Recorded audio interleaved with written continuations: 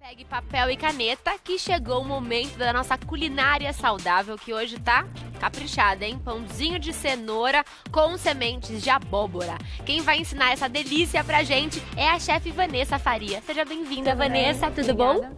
Que gostoso esse pão, hein? É prático, rápido muito de fazer? prático, muito fácil.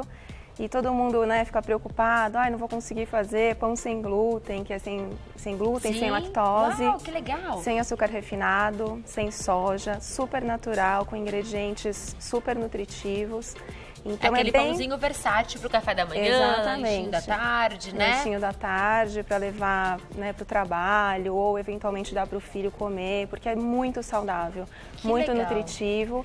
E é uma opção boa, ao invés de comprar um pão industrializado, a gente comer, né, uma comida de verdade feita por nós. Com certeza. Com uma outra energia, né? Só traz benefícios, né? Exatamente. Vou passar para você então os ingredientes, ó.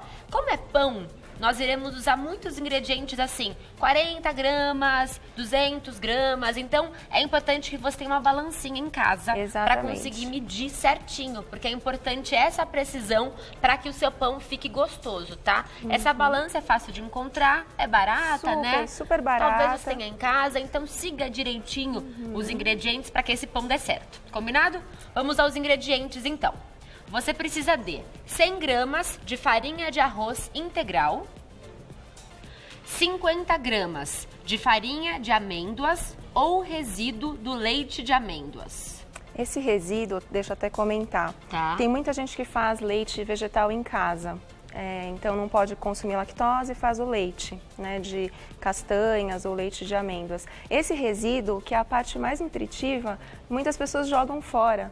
E dá para usar aqui Dá para usar aqui, ao invés da farinha de amêndoas, bota ele. Na fica mesma igual. Quantidade. Eu trouxe exatamente o resíduo para mostrar aqui. Bacana. Porque o pão que eu fiz também, que eu já trouxe pronto, ele também vai, o resíduo, você vai ver que ele dá uma textura legal, fica muito bom. Boa. Então 50 gramas de farinha de amêndoas ou o resíduo do leite de amêndoas. Aí, 40 gramas de fécula de batata, 60 gramas de polvilho doce, 80 gramas de cenoura crua ralada, 30 gramas de sementes de abóbora crua, 20 gramas de farinha de linhaça dourada, 6 gramas de goma xantana, 7 gramas de fermento biológico seco e 5 gramas de sal marinho. Ontem muita gente mandou nas redes sociais, querendo a receitinha da culinária de ontem, e hoje isso provavelmente vai acontecer. Então fique tranquilo que depois do programa, rapidinho, entra no site do Você Bonita, tá? Aí você consegue anotar caso você tenha perdido algum ingrediente, e eu vou tentar repetir, já que tem precisão aqui na quantidade, enquanto você for colocando eu falo de novo, tá? Tá ótimo. Vamos lá então. Então primeiro eu vou misturar aqui os ingredientes, esses que você falou, os secos, né? Tá. Então vamos começar na mesma ordem que você tá, que é 100 gramas de farinha de arroz integral. Exatamente. Aqui também quem quiser colocar, eu sempre tento utilizar farinhas mais integrais, com mais nutriente. Se quiser colocar farinha de arroz branco, também pode colocar. Ele fica um pouco mais suave, o pão. Certo. Porque tudo que é integral, ele deixa aquele gostinho integral, que é típico, né? Mais amarguinho, tal, dá um finzinho assim mais amarguinho, mas muito tranquilo. Dá pra substituir quem quiser. Quem quiser, quem não gostar mesmo da farinha integral, pode substituir. Tá certo. 50 gramas do resíduo de leite, ou em casa você pode pôr a farinha de amêndoas. Exato. Bem legal essa ideia do resíduo. É muito bom, porque a gente, né, acaba... Não dá pra desperdiçar nada, né, na cozinha, então... Muito bom. Aí vamos para as 40 gramas de fécula de batata.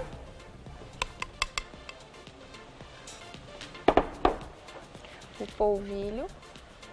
Polvilho doce, 60 gramas. Aí o polvilho e a fécula são importantes para darem leveza no pão, né? Então é um mix de farinhas importante quando a gente não usa farinha de trigo, para o pão ficar fofinho, macio, né, não ficar batumado, a gente tem que usar esse mix de farinhas. Então, polvilho e fécula dão essa leveza para o pão. Maravilha. Você vai misturar, então, os ingredientes secos agora? Agora o restante aqui é a farinha de linhaça, né? A farinha de linhaça, que são 20 gramas. Isso. Qual é a ordem agora? Semente, não. Aqui cenoura ralada. A cenoura ralada. Estamos aqui agregando os ingredientes secos dele. Paramos na cenoura. Isso. O que falta? Agora vamos colocar sementes de abóbora. A semente de abóbora. 30 gramas. Tá. A goma xantana. O que é a goma xantana? A goma xantana, ele é um componente, esse pozinho, que ele dá elasticidade para o pão sem glúten. Tá. Porque ele faz o papel do glúten, na verdade. Então ele dá aquela gomosidade, aquela maciez na textura do pão. Ele é super importante. Vai super pouco também. E é fácil de encontrar essa goma? Super fácil. Uhum. Então, lojas de produtos naturais, é facilmente encontrado. Porque Maravilha. hoje já está sendo bem utilizado. Perfeito. Porque essa tendência sem glúten, todos os pães são feitos com Levam isso. essa goma. Uhum. Tá bom. O fermento de pão, né? Então tem que deixar fermentar depois o pão. Tá. E sal marinho. Pode ser sal rosa do Himalaia também, né? 5 gramas de sal.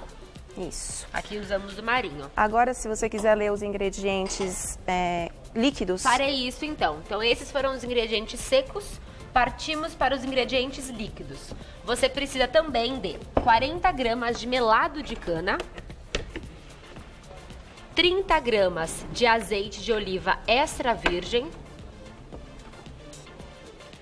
6 gramas de vinagre de maçã, 2 ovos e 150 gramas de água. E aí, para decorar, reserve também sementinhas de abóbora, a gosto. Isso mesmo. Então, vamos misturar aqui. Pode ir? Pode sim. O melado, 40 gramas. O melado é importante nessa receita, né? Muito importante porque ele ajuda no crescimento do pão. O fermento ele se alimenta de açúcar e um pouquinho do vinagre também é importante porque ele precisa de um meio ácido para crescer. Tá. Então ele desenvolve melhor também, por isso a gente coloca também um pouquinho de vinagre.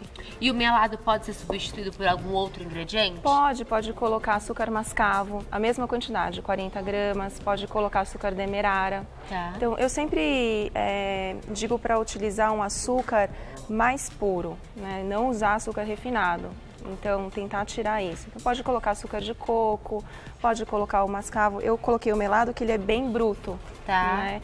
É quase que a cana e aqui. Ele dá também uma cremosidade para esse pão, dá um né? pouco de cremosidade e ele dá um gostinho. O melado, ele tem um gostinho gostoso, ele tem um gosto né? bem gostoso. Então, eu acho que ele fica bom. Então, tá bom. Azeite de oliva extra virgem. 30 gramas. Também. Aí o vinagre, 6 gramas. Que é bem pouquinho. Vinagre de maçã, né, que você está usando. Isso. E 2 ovos orgânicos, de preferência. Perfeito. Aí a água também. Que são 150 gramas de água. Exatamente. E aí temos a parte líquida do nosso pãozinho. A seca já está na batedeira. Aí... E é só mexer? Aqui eu dou uma batidinha com folha por causa mais do melado também para misturar bem antes de colocar na batedeira. Senão ele fica grudadinho. Só preciso bater até misturar os ingredientes mesmo, né? Exatamente, antes de colocar na batedeira. Perfeito.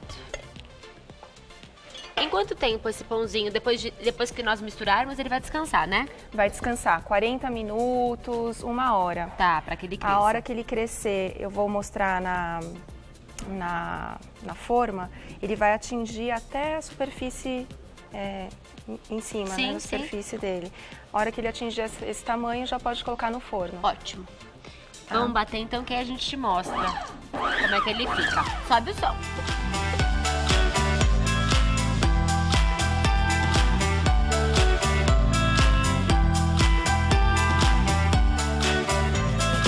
She calls out to the man on the street.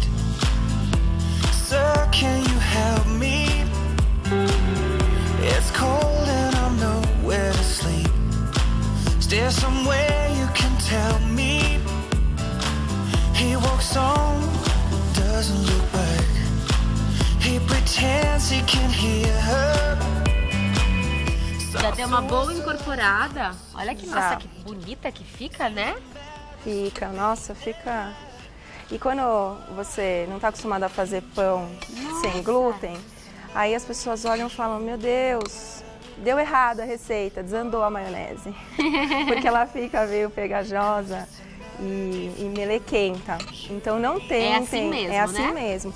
Não tentem botar a mão nessa massa, porque senão vai grudar tudo na sua mão. Tem que fazer na batedeira mesmo, né? Tem que fazer na batedeira. Quem não tiver essa batedeira planetária, que tem esse batedor aqui, pode fazer na batedeira comum, só que vai ter que usar aquele espiral. Tá. É, aquele batedor espiral. Entendi. E ir batendo até a massa ficar homogênea. Então tem que bater, tirar, senão a massa também começa a subir no espiral, de repente vem parar aqui no seu ombro. A massa já foi incorporada, tá prontinha aqui pra gente colocar na forma e aí ela vai descansar pra crescer. Isso mesmo, exatamente. Então ela já tá... O importante é bater bem até ela ficar homogênea.